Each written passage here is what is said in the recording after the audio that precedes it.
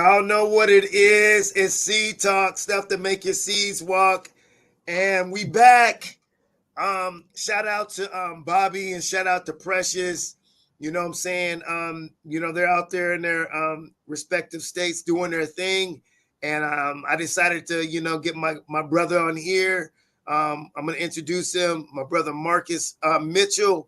We're going to do a little talk about gun ownership in the Black community. He invited me to the range. I'll talk about a little bit how we met and whatnot. Before we get started, I want to really encourage y'all to donate. Donate to Seed Talk on Cash App at $ Logic Amen or Venmo at Logic Amen. I want y'all to share and comment this.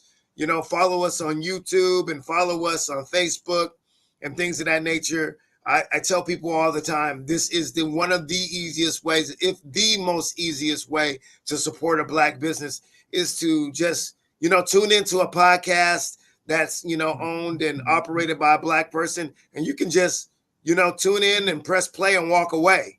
And they're going to get that viewership. They're going to get that algorithm going. But we want you to watch, especially Seed Talk, because we're dropping so many breadcrumbs for you to make a loaf of bread to eat from later. So make sure that you're telling this to the rest of the population.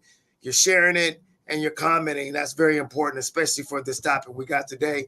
So with no further ado, one more thing. April 19th and 20th, I will be at the Black and Tan Hall for my one-person experience. On the 19th, which is the Friday, I'll be there at 7 p.m. 7 p.m. Doors open at 7 p.m. I'll do a one-person experience. And then on Saturday, the 20th, I'll be there at 2 p.m. So make sure you check out and support. It's free. You can go ahead and reserve your tickets on Eventbrite.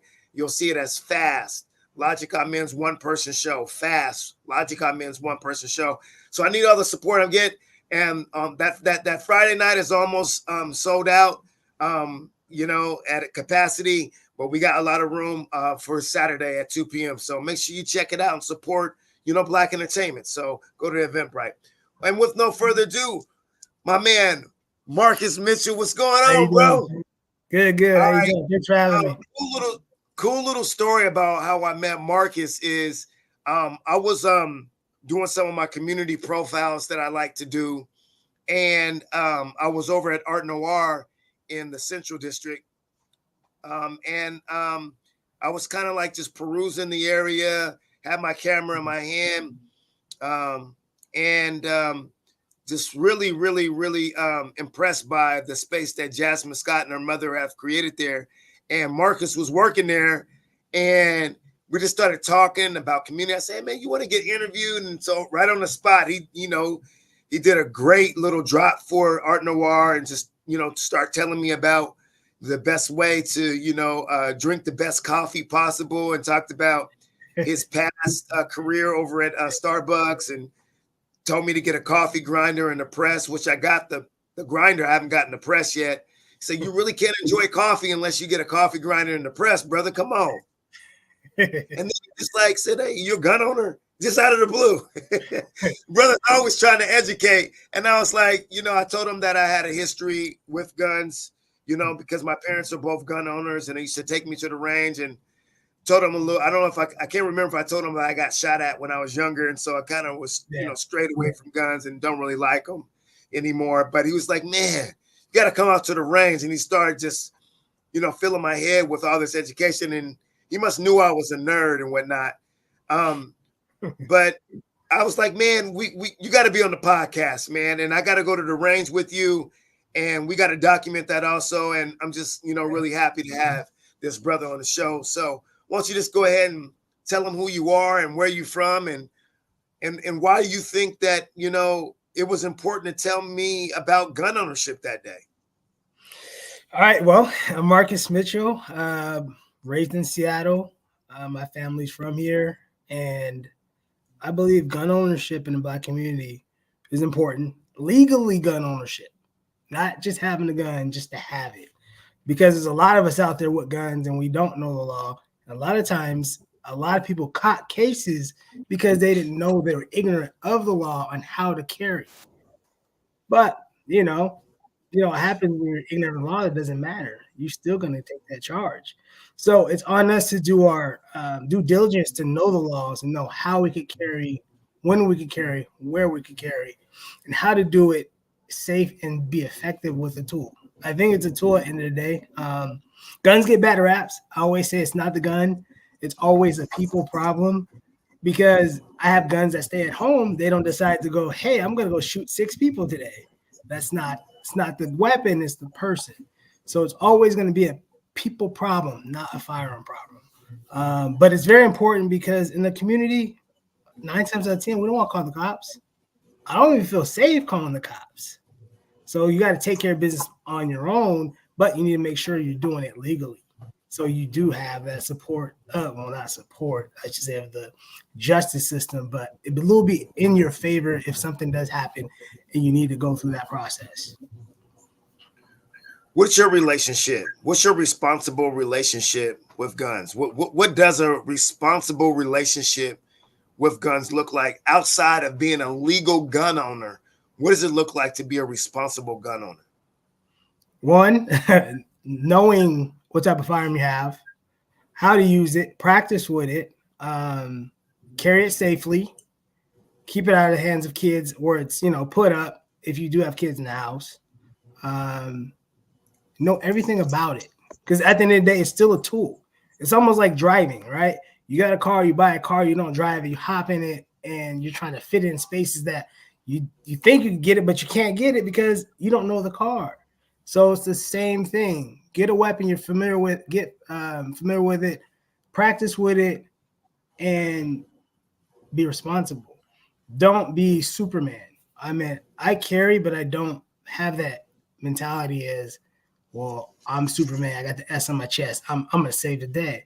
Nah, if something pops off, I typically am not in areas where things are happening, but if something happens, I kind of like back up and I see things, before it happens, and I move away. You don't go towards it.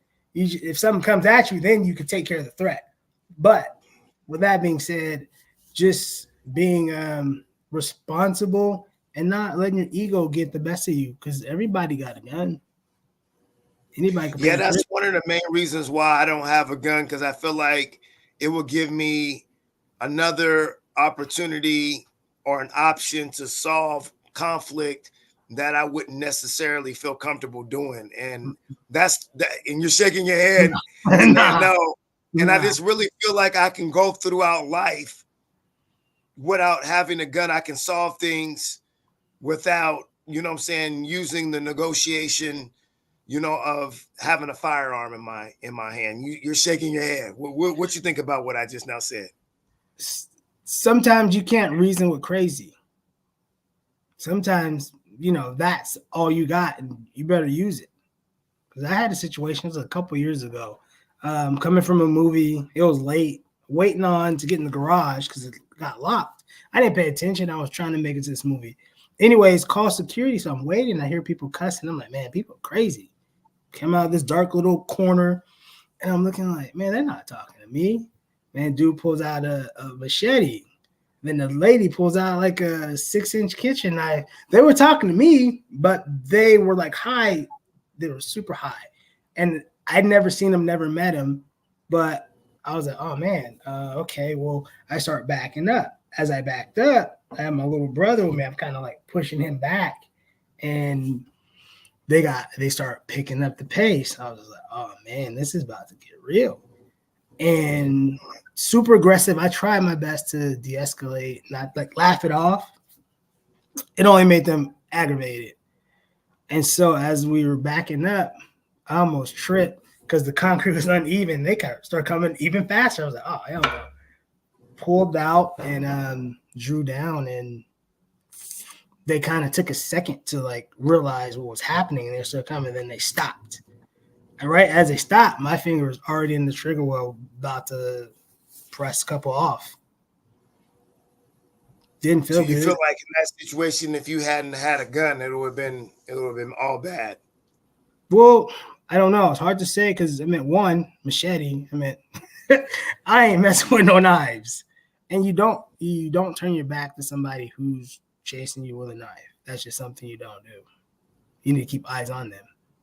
So it was just, I think, thankful that I had it.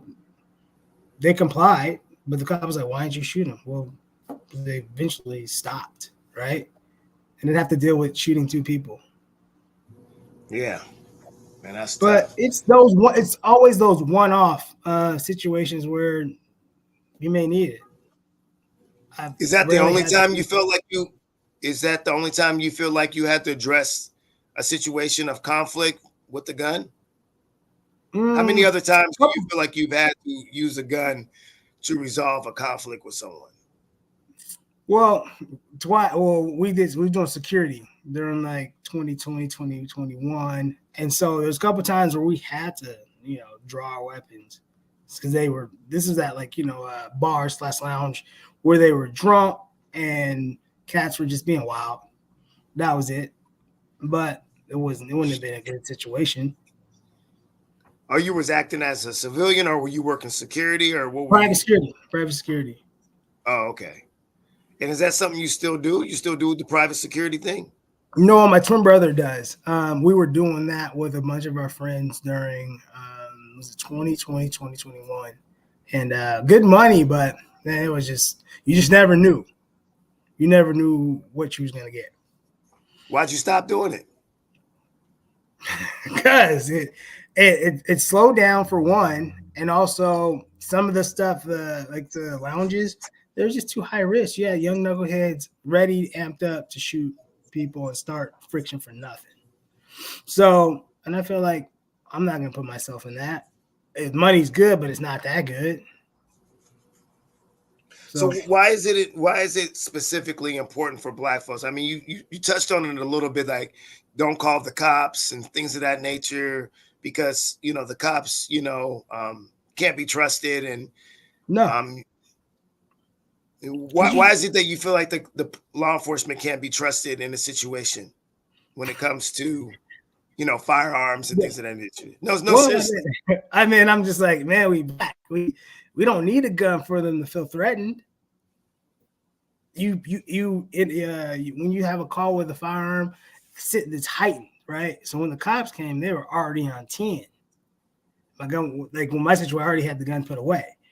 But man, you have a black man, we're already a threat to them, right? They're already on edge. Now you got a firearm. Oh man, it's a double whammy. So I feel like we need to be able to protect ourselves, and then once it's done, then call the cops. But hey, explain what happened. Have the guns put away because you don't want no accidents. I'm sure other people are out there thinking the same thing I'm thinking, because in the beginning you said legal, responsible gun ownership is good. And when you say, responsible, you should, like, that includes education, and that becomes, and that means also trained. So law enforcement fit all that criteria for gun. They're legal gun owners, they're trained, and they have the education. So what is it that's missing from that equation that makes it you not trustworthy of law enforcement when it comes to having a gun, and feel like you need to have the gun and then also take the law into your own hands instead of them when they fit all the criteria for being a responsible gun owner? Well, they have to make it to you, for one. There's about 4 minutes. Probably, I think the national average time is like 7 to 12 minute response. Might be a little bit longer now. Post. It used to be. You're definitely right on that. Post COVID and post George Floyd protests, it seemed like they're doing a little punctuality protest. Yes, right. All right. So within that time frame, you got to fight for your life until they get there. Whatever tools you got, and if they have the opposition have a weapon and you don't, then you shit out of luck. Excuse my language. So I believe that you should have something. You should have something. You should know how to use it. You should train with it. You should know when to pull it. Make sure your backstops are clear. Backstop meaning what's beyond that person that I have to shoot at, right? Because not only are you responsible for that firearm, but every round that leaves that chamber, or that magazine. If I miss, say for instance, you're my threat and you're coming at me, I missed a couple shots and they go beyond you and they go hit someone else, I'm responsible. You got to be responsible for everything. So that's why you got to practice. Right. What do you say to people who don't practice, who are legal gun owners, but they're missing that one action item that fits the criteria of a responsible gun owner? They have it, it's legally, but they don't practice. What do you say to them? Like, what would be your plan? Well, I asked them, why do they have it? What's the purpose? What purpose does it serve if you're not actively using this set tool? Because shooting is a perishable skill. I should start with that. It's like math. You don't use it, you lose it, right? Shooting is a perishable skill. Now, don't get me wrong. It's almost like riding a bike. Once you get back into it, you get the swing of it, but you're not going to be great. It's something you have to work at. Same thing with driving. You don't drive for a while, your skills diminish. And so those who have guns, who don't use them, it's like, what's the point? You're more harm than any good, right? Because if there is a threat, you go to use your weapon and you go shoot, your aim's off. Now you got an innocent, there's potential for innocents to get hit or hurt. That's all. And that's why I say, like, the people who don't feel the need to practice, to educate themselves on it, or they don't have the time, or they're not willing to spend the time, they shouldn't even have a gun. We shouldn't be encouraging just people in the Black community to be legal gun ownership, to be legal gun owners if they don't have the time or value the time that it takes, to defend themselves in a responsible manner. Yeah. The crazy thing is, though, I don't believe that nobody has the time. Everybody has the time to make for things that you want to do. Right? That's why I said they don't value it. That's why, I modified the statement. Like, they don't like. And I also think that, and I want to see what you think about this, like, when it comes to like confronting and countering racism, we've used guns in the past. That's another reason, a big reason why I don't have a gun and I'm not a legal gun owner, because I have this conspiracy theory in my mind that once it is communicated to law enforcement that I do have a gun, that I become more of a threat, and it makes them more prone to act in a deadly response to me. You know what I'm saying? I feel like, oh, he's got a gun. And, I keep thinking about the Philando Castile issue. I wonder if he hadn't have told them that he had a gun and he's legally, permitted to carry it. I wonder if he would still be here. Now that could just be my anxiety and my paranoia. I never discourage people from getting guns, but I just wonder if us owning guns has made us more of a target. Like, Black Panthers had guns and they went down just like any other person who didn't have guns went down. So I just want to know if it, like, how much more safer does it make us in a racist society if we have a gun? I just really can't think of one. Well, the racist people got them. I mean, how are we going to defend against them if there was ever a situation like it was back in the day where it was, black versus white, so to speak? Now we don't have nothing to defend ourselves. That's just theoretical, right? I'm not saying it's going to happen, but you want something, right? You want something, and you want to be good with it, right? And I can't say that we are more of a target when we say we have a firearm. We're always a target. They're always scared, right? If they're not from the community and they haven't been around minorities, them officers are always scared. Me and my twin brother was in a situation 2014, 15, get pulled over, making the left on James Street, up there by the hospital. The gas station's right there. And I know exactly what you're talking about, over there by Harborview. Yep. So we're making a left on First Hill by O'Day High School. High School, yeah. Yeah, we're about to go work out. We both got on active gear, but we both have our guns. Mine's tucked in my shorts, within a holster, and we get pulled over. And so we pull over into the the gas station because it's light, well lit, right? And there's plenty of cameras. Well, my brother has his gun underneath the seat. We let him know what's going on, and I'm like, well, mine's on me. Here's my credentials. I'm keeping my hands right here where you can see them. I'm not reaching for nothing. So I already took out, my ID and my concealed permit. And Mike's like, mine's in my seat, but his wallet was in his front pocket. And it looked like a huge brick in his pocket. Officer says, grab their wallet. He says, okay. And then as soon as he goes into his pocket, officer's like, stop reaching, pulls his gun. And then he's like, yo, what are you doing? You just told me to grab my wallet. Well, the dude was so rattled. He was like, you come out the car talking to him. My brother pulls him out the car, but leaves me in the car. And we're like, man, can you get a sergeant out here? Because he was green and we understood that he was rattled, and we just needed another person there that's responsible that could have a little more control of the situation. And that's something you don't do, and you don't want to leave. You got one guy with you, you turn your back to the car, now you got another guy in the car with two guns. That's not ideal situation for them. And so the supervisor comes and he's like, hey, that one don't want to get out of the car. And then my brother's like, nah, bro, you lied. Why you lying? And now he gets agitated. The supervisor asked what's going on. We gave him the full rundown. He goes, what?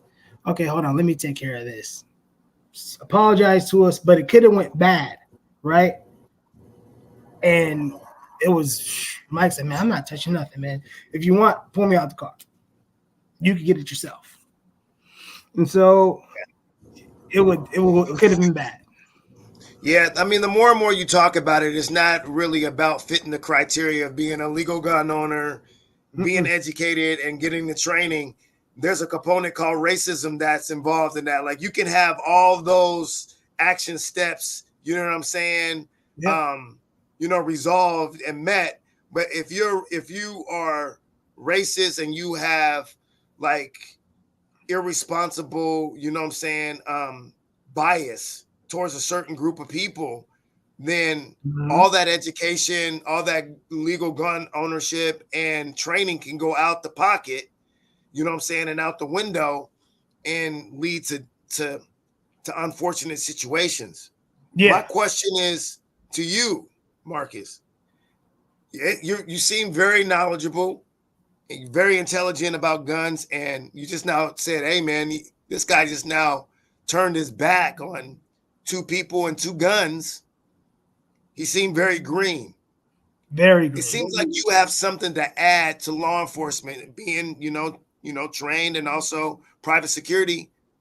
Why not a career in law enforcement for you? I thought about it. Well, my twin brother's in that process now, and I opted out, right? So I got family members that was in law enforcement. I got some that are still in law enforcement. Me too. Right. And you know that a lot of them drink. A lot of them drink a lot. A lot of them deal with a lot of stuff that they can't talk about or even want to mention because the things they see, they can't unsee, right? And I've seen enough of that just being in the hood, just being around. I'm cool. I want to help people, but I feel like I could do it in another way, in another capacity. My twin brother, he's in the process with King County. That's what he wants to do. That's his, that's his dream. Me, not so much, right? I want to keep my sanity. Yeah, what you're saying. There is a high incidence of substance abuse. I mean, alcoholism, and also domestic violence and suicide. Oh wow, I didn't know that. Okay. Well, they shoot their spouses and they kill themselves, but also at the same time, it's what you make it. And I got friends that love it, and you got to have, I don't know, a dark sense of humor. I don't have that. I'm really empathetic to people and situations, right? And I can't make joke about a guy that passed away on the toilet or something, and he was like, man, I had to lift his dude off the toilet. I'm like, bro, it's a person. His wife was there. I mean, insensitive. And that stuff would bother me, right? And so that's just not my deal. I can help people, teach them about guns, how to do it safely. That's it. Yeah. How to interact with police. Yeah, I'm fortunate for a couple things. One thing I'm fortunate of, like the family members that I have that are in law enforcement, there's no history of alcoholism. There's no incidents in history of DV or no suicidal idolations or tendencies that's connected to their work with law enforcement. I know that for sure. But I'm also fortunate that I feel like I live my life as an educator because, like you said, hey, I want to reach the people in a different way instead of being law enforcement. And I remember the colleagues of my family members who are law enforcement found out, you know what I'm saying, that I was related to these people that are in law enforcement. And they come to me and say, hey, man, when you going to join us? And I said, I'm in education. I'm trying to get to them before you do. And I'm just really fortunate that as an educator, I cannot really think of a time where it was necessary for me to have a gun to resolve the situation. Now, this is also coming from my situation as an educator, where I literally pull guns off of kids by using verbal judo. But there's been other times, I ain't gonna lie, they've resisted. And they ran in the opposite direction after, a little tussle than the backpack that had the gun in it. Right. But even in that situation, I don't think me having a gun to get a gun away from a young person was necessary. You know what I'm saying? So, but I'm not against gun ownership.